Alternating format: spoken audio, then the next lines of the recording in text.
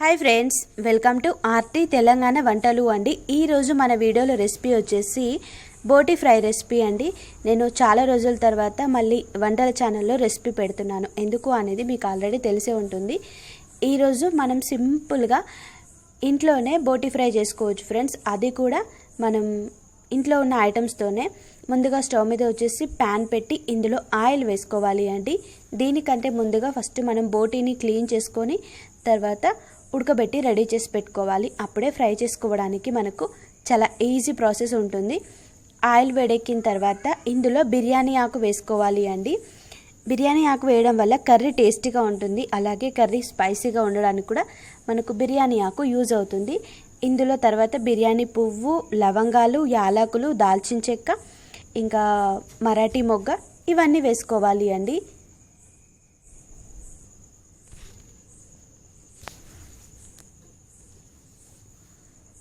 కొంచెం షాజీరా కూడా వేసుకోవాలి టేస్ట్ రావడానికి. తర్వాత చిన్నగా కట్ చేసి పెట్టిన ఉల్లిపాయ ముక్కలు వేసుకోవాలి అండి.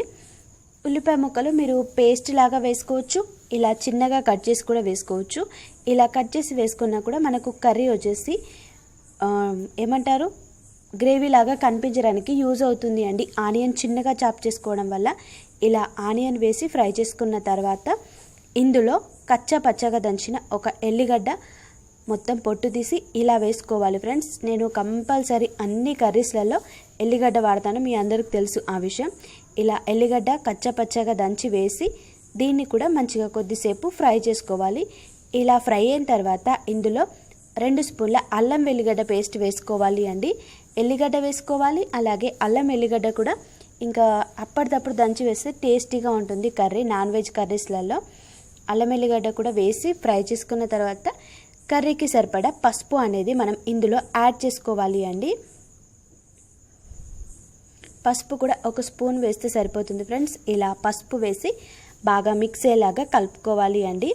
ఇలా కలుపుకున్న తర్వాత మనం ముందుగా రెడీ చేసి పెట్టుకున్న బోటీని వేసుకోవాలి. బోటీలో వచ్చేసి పేగులు, తర్వాత బోటీకి ఉన్న తోలు ఉంటుంది కదా, వీటిని వాష్ చేసి మంచిగా ఉడకబెట్టి ఇలా రెడీ చేసుకోవాలి అండి. దాదాపు ఇవి 1/2 kg కంటే ఎక్కువ అవుతాయి. బోటీ క్లీనింగ్ ఎలా చేసుకోవాలి అనేది నా ఫస్ట్ ఛానల్లో చూడండి ఫ్రెండ్స్, రమ్య తెలుగు ఛానల్లో నేను క్లియర్గా పెట్టాను. మీరు కావాలి అంటే చెక్ చేయండి, ఓకేనా. చాలా ఈజీ ప్రాసెస్లో చూపించాను నేను బోటీ క్లీనింగ్ అనేది. అందులో చాలా బాగుంటుంది అండి. బోటీ క్లీనింగ్ ఎలా చేసుకోవాలి అనేది క్లియర్గా ఉంటుంది. ఇంకా ఇలా బోటీని వేసుకొని ఈ పోపు అంతా కూడా దీనికి బాగా పట్టేలాగా కలిపి కొన్ని పుదీనాకులు వేసి మూత పెట్టుకోవాలి అండి. నాకు పుదీనాకులు వచ్చేసి ఫ్రెష్వి దొరకలేదు, అందుకే కొంచెం పండినట్లాంటివి వేసాను. పుదీనా ఫ్రెష్ది అయితే ఇంకా బాగుంటుంది అండి కర్రీ టేస్ట్ వచ్చేసి. తర్వాత ఇందులో బోటీ కొంచెం ఫ్రై అయిన తర్వాత కారపొడి వేసుకోవాలి. ముందే కారపొడి వేయకూడదు బోటీ ఫ్రై కాకముందు. వీటిని నేను చాలాసేపు ఉడకబెట్టాను కాబట్టి తొందరగానే ఫ్రై అవుతుంది అండి. ఇది మనకు రైస్లోకే కాకుండా రోటీలో కూడా చాలా బాగుంటుంది. సైడ్ డిష్గా మాత్రం ఇలా బోటీ ఫ్రై చేసుకుంటే సూపర్గా ఉంటుంది అండి. తగినంత ఉప్పు, కారం వేసి ఈ ఉప్పు కారం కూడా బోటీ ముక్కలకి మంచిగా బాగా పట్టేలాగా కలుపుకొని ఫ్రై అవ్వనివ్వాలి అండి. ఇది నేను పూర్తిగా చూపించే ప్రాసెస్ వచ్చేసి ఫ్రై రెసిపీ. కర్రీలాగా ఎలా చేస్తారు అనేది మా అమ్మ స్టైల్లో చూపిస్తాను. అమ్మ చాలా బాగా చేస్తుంది బోటీ కర్రీ వచ్చేసి నాకంటే కూడా. అందుకోసం నేను అమ్మ స్టైల్లో మీకు మళ్ళీ ఎప్పుడైనా చూపిస్తానండి. ఇంకా ఉప్పు కారం వేసి కొద్దిసేపు ఇలా ఫ్రై చేసిన తర్వాత ఇందులో మనం ఇప్పుడు మసాలా పొడులు యాడ్ చేసుకోవాలి. మసాలా పొడి వచ్చేసి పచ్చి ధనియాల పొడి, కొద్దిగా జీలకర్ర ధనియాల పొడి, అలాగే ధనియాల పొడి, ఇంకా అన్ని మసాలాలు కలిపిన మసాలా ఉంటుంది కదా, ఆ మసాలా పొడి వేసాను వీటన్నిటిలో. తర్వాత కొంచెం గరం మసాలా కూడా వేసుకోవచ్చు మీకు స్పైసీగా కావాలి అనుకునే వాళ్ళు. ఇంకా నేను అన్ని మసాలాలు వేసి ఇలా బాగా మిక్స్ అయ్యేలాగా కలిపాను అండి. మళ్ళీ ఇలా కలుపుకొని మూత పెట్టి కొంచెం సేపు మళ్ళీ మగ్గనివ్వాలి అండి. బోటి పేగులు కింద అడుగున మాడిపోయిన మనకు టేస్టీగా ఉంటాయి అండి.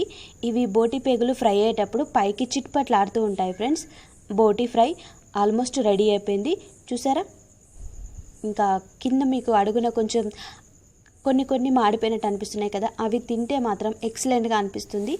ఇది మనం అన్నంలోకి డైరెక్ట్ కలుపుకొని తిన్నా లేకుంటే సైడ్ డిష్గా తిన్నా కూడా ఎలా తిన్నా పర్ఫెక్ట్గా ఉంటుంది అండి. ఇలా లాస్ట్లో కొంచెం కొత్తిమీర వేసి కలుపుకుంటే మన బోటి ఫ్రై కర్రీ రెడీ అయిపోతుంది. చూసారా, ఈ బోటి ఫ్రై మనం ఉట్టిగా కూడా తినొచ్చు ఫ్రెండ్స్. అసలు ఎంత తింటున్నాము అనేది మనకే ఐడియా లేకుండా తింటామన్నట్టు. ఇలా కనుక మీరు ఫస్ట్ టైం ఫ్రై చేస్తూ ఉంటే, ఫస్ట్ టైం మీరు బోటి ఫ్రై చేయాలి అనుకునే వాళ్ళు ఈ వీడియో చూడండి, మీకు క్లియర్గా వస్తుంది అండి బోటి ఫ్రై ఎలా చేయాలి అనేది. టేస్ట్ కూడా సూపర్గా ఉంటుంది ఫ్రెండ్స్. నేను మరీ ఎక్కువ స్పైసీగా కూడా చేయలేదు. ఇంకా దీన్ని వచ్చేసి ఈరోజు నేను అన్నంలోకి కాకుండా చపాతీలోకి సర్వ్ చేస్తున్నానండి. చపాతీలోకి ఎక్సలెంట్గా ఉంటుంది.